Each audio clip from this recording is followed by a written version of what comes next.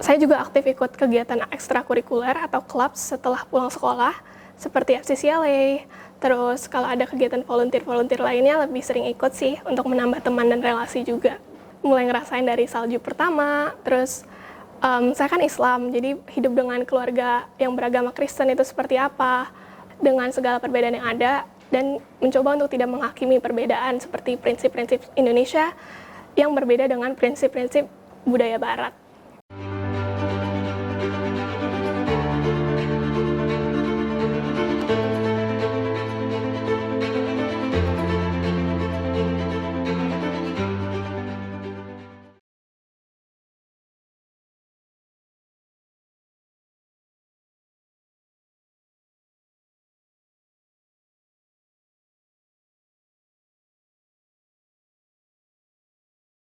Halo, perkenalkan nama saya Maulana Nurrahma, akrab disapa dengan Rahma.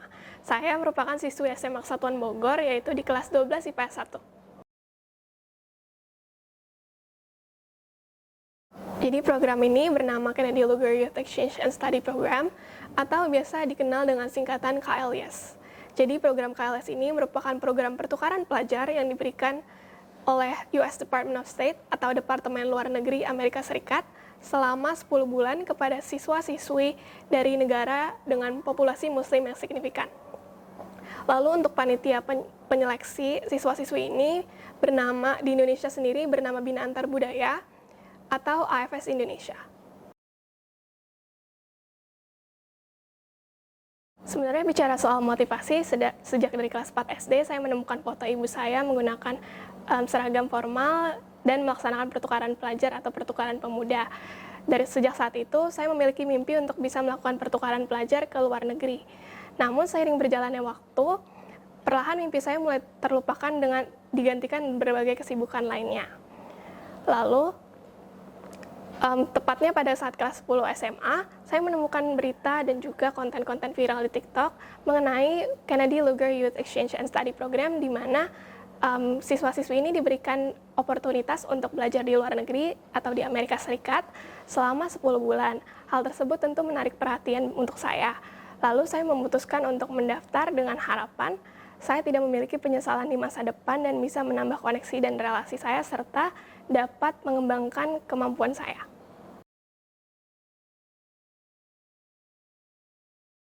Proses seleksinya itu dimulai dari tingkatan chapter. Kalau saya sendiri dari chapter Bogor, lalu di chapter Bogor itu ada 3 tahapan seleksi, mulai dari seleksi berkas, lalu bertahap setelah dinyatakan lulus, kita akan lanjut ke seleksi interview, ada interview kepribadian dan juga bahasa Inggris. Lalu ketika dinyatakan lulus kembali, kita akan melanjutkan ke seleksi interaksi kelompok atau dinamika kelompok. Lalu kita akan dilakukan akumulasi dan dinyatakan beberapa finalis chapter Bogor yang akan melanjutkan perjuangannya ke seleksi nasional. Jadi di seleksi nasional ini sama kurang lebih rangkaiannya, hanya saja dilakukan secara bersamaan dengan berbagai chapter-chapter lain di seluruh Indonesia. Lalu setelah itu akan dinyatakan beberapa orang sebagai finalis dan cadangan berdasarkan seleksi berkas internasional.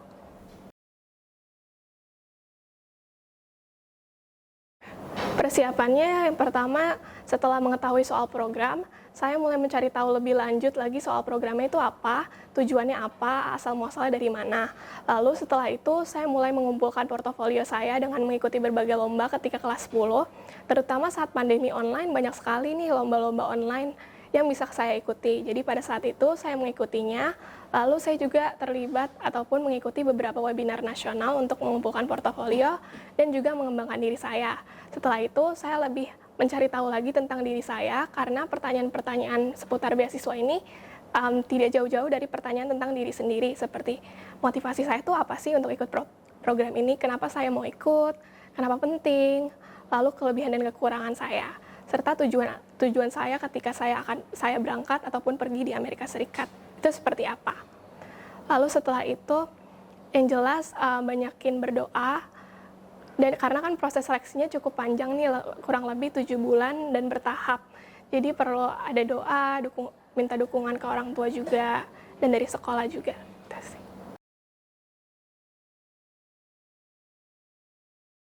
Selain kegiatan pembelajaran waktu di Amerika Serikat, saya banyak menghabiskan waktu untuk volunteering atau kegiatan sukarelawan di Amerika Serikat. Jadi di komunitas-komunitas terkecilnya, seperti volunteering di perpustakaan nasional, atau perpustakaan state atau negara bagiannya, public library-nya.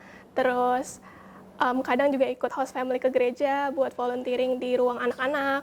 Terus setelah itu, saya juga aktif ikut kegiatan ekstrakurikuler atau clubs setelah pulang sekolah, seperti FCCLA. Terus kalau ada kegiatan volunteer lainnya lebih sering ikut sih untuk menambah teman dan relasi juga.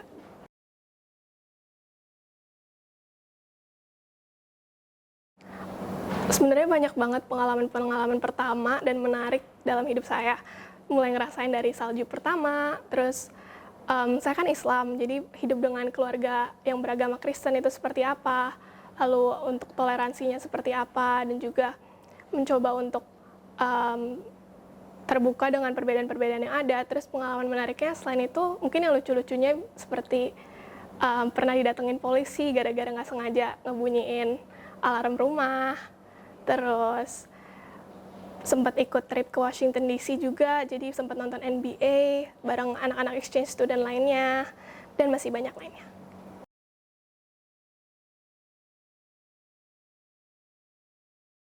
Yang pastinya kalau di sini kan lebih banyak semester per 6 bulan, dan juga hari Senin sampai Jumat itu kan jadwalnya beda-beda ya kalau di sini. Kalau di Amerika itu dia lebih seringnya, sebenarnya nggak dipukul rata semua Amerika seperti ini, karena kan terbagi menjadi negara bagian ya, state-statesnya. Namun di kebanyakan negara bagian di Amerika Serikat itu menganut sistem kurikulum trimester, jadi per 3 bulan. Jadi, misalnya saya ambil 6 kelas, jadi saya akan belajar 6 kelas itu dalam 1 minggu full dengan jadwal yang sama, persis, selama 3 bulan gitu. Terus saya juga diberikan, kalau di Amerika itu ada pelajaran-pelajaran yang wajib, lalu ada pilihan, jadi kita bebas untuk memilih beberapa mata pelajaran. Terkhusus, kebetulan saya kan exchange student, jadinya nggak terlalu formal, dan diberikan kebebasan yang lebih untuk mengambil mata pelajaran lainnya. Jadi saya lumayan ngambil kelas-kelas yang menarik sih, yang tidak ada di Indonesia, seperti pertolongan pertama, lalu ada ceramics, terus jurnalisme, creative writing, kelas masak juga saya ambil kebetulan.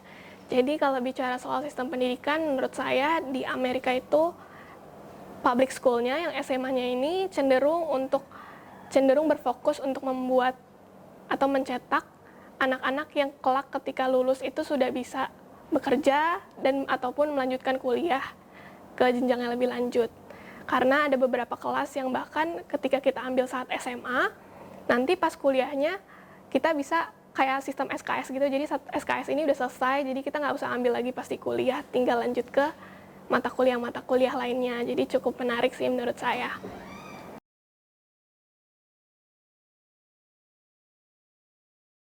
Cara saya menghadapi tantangan-tantangan budaya baru yang pastinya dengan observasi dan juga research. Yang pertama, research dulu seperti apa sih budaya di Amerika supaya kitanya juga nggak terlalu shock-shock banget. Kedua, saya sering nanya ke keluarga angkat host family di sana, seperti apa sih orang-orang di sini seperti bersosialisasi, apa yang menurut mereka lumrah dan apa yang tidak, apa yang harus saya lakukan dan apa yang harus tidak saya lakukan. Lalu setelah itu saya juga berusaha untuk terbuka dengan segala perbedaan yang ada dan mencoba untuk tidak menghakimi perbedaan seperti prinsip-prinsip Indonesia yang berbeda dengan prinsip-prinsip budaya Barat. Tetapi tetap mempertahankan supaya nggak terjadi pencampuran gitu atau terpengaruh.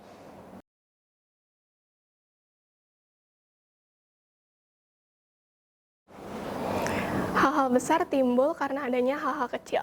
Jadi mulailah untuk membangun mimpimu dari hal-hal kecil yang bisa dilakukan sekarang. Dan percayalah bahwa apa yang sudah ditakdirkan menjadi milikmu akan menjadi milikmu, dan sebaliknya jika bukan tidak akan pernah. Namun satu hal yang pasti, kita tidak akan pernah tahu apabila kita tidak mencoba. Jadi jangan menyerah pada mimpimu dan terus berusaha.